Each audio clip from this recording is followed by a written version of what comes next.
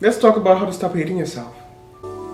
This video topic was inspired by my latest song off of my upcoming album called Dumb Sad Boy. And the song is about that self-critical and self-loathing voice that I had in my head, or have in my head, or whatever is the correct thing. I'm dealing with it. I highly recommend that you listen to this song if you can relate to that, and it will be linked in the description box below.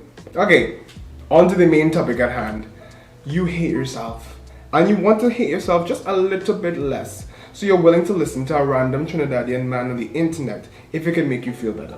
Step 1. Identify your more unique and subtle behaviors that hint towards self-loathing. In my opinion, all roads lead to self-sabotage. This is where I give a little story. So self-hatred is something that I realized that I have really been struggling with for the past, let's say 4 years. You think that, okay, my inner voice is not that bad. I don't talk to myself like if I'm trash, but then you find ways to make your life more difficult for you. And that is something that I was struggling with. And I think that YouTubers, we always talk about YouTube, but we have nothing else to talk about. It's just the easiest thing for me to talk about. Uploading to youtube.com, I realized it was I don't even want to try because I'm so fed up with this version of me who has to try. I'm so fed up with this version of me who does not have what he wants. I just don't want to be him anymore. I hate him. So I'm not going to do anything to make him feel better. I'm not going to do anything, period. Because I just hate this. And I hate this person. And I hate life. So I'm just done. That's the type of self-hate that I was experiencing. The type of self-hate that makes you depressed. It was the catalyst for depression, if you understand what I mean. You hate yourself and your life and your situation so much that you just freeze. Honestly, I froze, and it was really bad. It was only for 2 weeks. Well, actually, it could have been longer than that. It happened in increments until there was 10 really bad days where I just didn't want to do anything. I thought I was just depressed, maybe I just need therapy. I still need therapy, but I didn't understand the real reason. I thought okay, it's because this is not getting views. No, it's because this is not getting likes. Okay, it's because I don't have $1 million in the bank account. No, it was because I was tired of being this person. My hate for this person had reached a very high peak where it was just, I'm just tired. I'm tired of being you. I'm tired. I hate you. And that is how I felt. And that, the reason I'm telling this story is that I think that is a different type of self-hate that we don't really think about, or that I didn't really think about. The self-sabotage type of self-hate is the worst because you could end up in a victim mentality, trapped in it forever.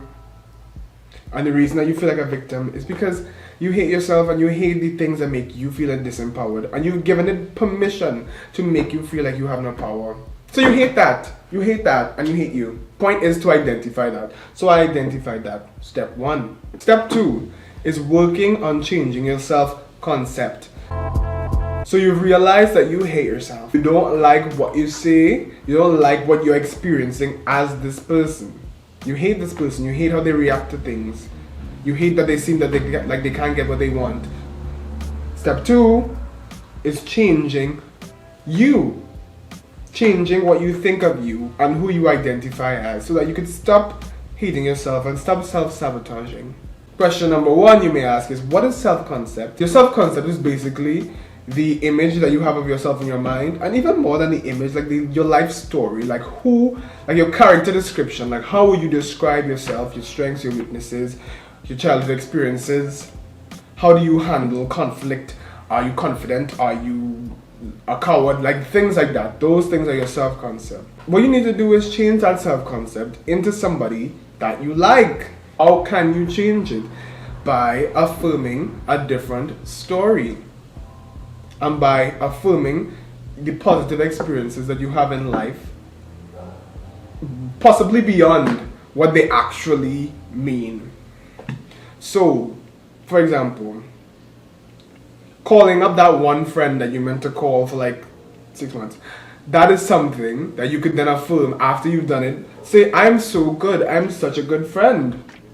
I'm a really good friend. That was a really great conversation.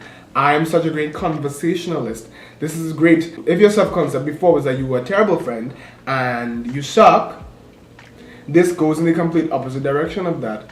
And it's just one situation, but it gives you the confidence to now try to live up to that standard because you've done it before and you're such a good friend. Another example, let's do something more career related because that's what I like to focus on. Career. It might be an obsession, but I love it. I am a wonderful producer. I felt like a piece of shit producer. And that was a problem that I had. I hated that I've been producing since 2014. And why does my stuff not sound like Billboard Top 100 stuff? But hating that did not make me better. But when I randomly got some inspiration for the next song that I'm going to be releasing, I leaned into it. I'm such a good producer. This is so good. Like, I'm so good. This song's so good. I did such a good job. Like, I really am that bitch. And I leaned into it, and it actually just turned into a positive spiral from there. Like, because I'm saying that I'm so good. No, I may be using the 3D to change my internal world, when you should really just be changing your internal world. But you hate yourself, so you don't get to use advanced techniques. You have to use the simple things that can make you feel better now. Then you could focus on intrinsic value and all those things. Why is my voice shot after just like 12 minutes of talking? Like, my voice feels grainy and gritty and like it's dying. It's not deluding yourself, you're not insane. It's just viewing situations that you have experienced and viewing situations that you experience, okay, not just the past, in a different light, because there's a positive way to spin everything. And the reason that you hate yourself is because you've taken the negative route and your life story that you have for yourself is crap. And that's the next video that I want to talk about, the fact that you can change your life story. But this is about self-hate. You can reduce self-hate by praising yourself for being who you want to be or who you wanted to be in all the different ways that you are.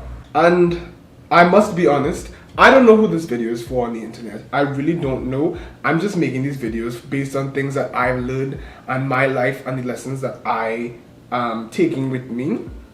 So it's a very me video, okay? Me. But I'm just hoping that somehow it can help you. So these are all things that you have to tackle. The self-sabotage, the victim mentality. If you want to improve your state of being, you have to believe that you can, and you have to start seeing yourself in that main character way. This is so linked to the life story video, so this is going to be like a part 1. I'm not going to call it part 1, but this is like a part 1.